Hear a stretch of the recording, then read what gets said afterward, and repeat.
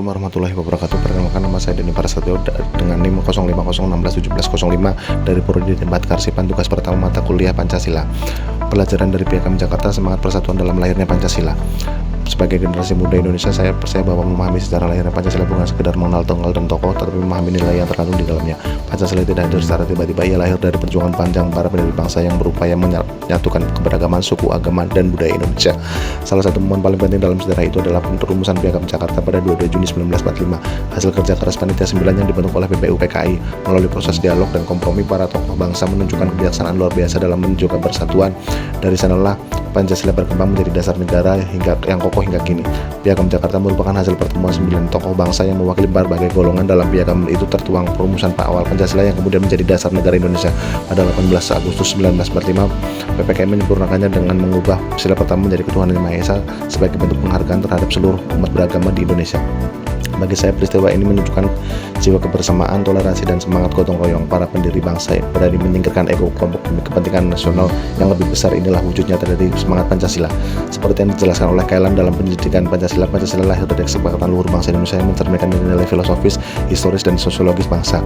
Sementara menurut Notonegoro, Pancasila merupakan kristalisasi dari kepribadian bangsa Indonesia yang telah hidup dan tumbuh dalam masyarakat jauh sebelum kemerdekaan.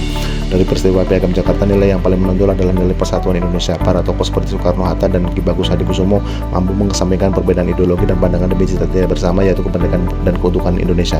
Selain itu, terdapat pula nilai ketuhanan dan kemanusiaan yang menunjukkan bahwa dasar negara kita dibangun di atas penghormatan terhadap Tuhan dan manusia tanpa diskriminasi. Semangat ini menjadi fondasi kuat dalam membangun kehidupan berbangsa yang harmonis hingga kini. Sebagaimana dijelaskan oleh Yudi Latif dalam Negara Paripurna, historisitas, rasionalitas, dan aktualitas Pancasila. Nilai-nilai Pancasila bukan sekedar ide, melainkan sistem moral dan etika sosial yang menuntun arah pembangunan bangsa Indonesia. Sebagai bagian dari generasi muda, saya merasa kisah Piagam Jakarta mengajarkan pentingnya toleransi dan semangat musyawarah. Di era sekarang, tuntunan kita bukan lagi perumusan dasar negara, tetapi bagaimana menerapkan nilai-nilai Pancasila di tengah arus globalisasi, individualisme, dan konflik sosial.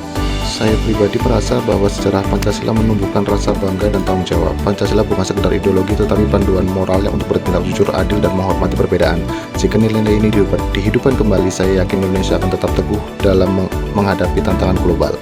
Melalui peristiwa Piagam Jakarta, kita belajar bahwa Pancasila lahir dari semangat persatuan, kebijaksanaan, dan cinta tanah air. Nilai-nilai tersebut masih sangat relevan bagi generasi muda di tengah derasnya arus modernisasi. Sebagai penerus bangsa, kita tidak hanya berkewajiban menghafal Pancasila, tetapi juga mengamalkan maknanya dalam kehidupan sehari-hari. Dengan menjadikan toleransi, gotong royong, dan persatuan sebagai pedoman, generasi muda dapat menjadi garda terdepan dalam menjaga keutuhan bangsa Indonesia. Mari kita wujudkan semangat persatuan dan gotong royong dalam kehidupan digital masa kini. Terima kasih.